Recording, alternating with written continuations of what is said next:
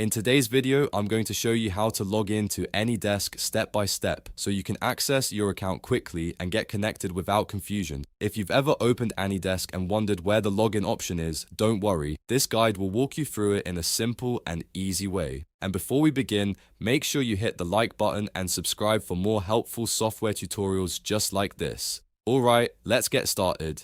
First, open AnyDesk on your computer. Once the app is open, look at the top right corner of the screen and click on the menu icon there. This is where you'll find the main options and settings for the app. After that, click on Settings. This will take you into the AnyDesk settings panel, where you can manage different parts of your account and app preferences. Now, on the left side menu, scroll down carefully until you find the option called My Account. Click on My Account to open the account login section.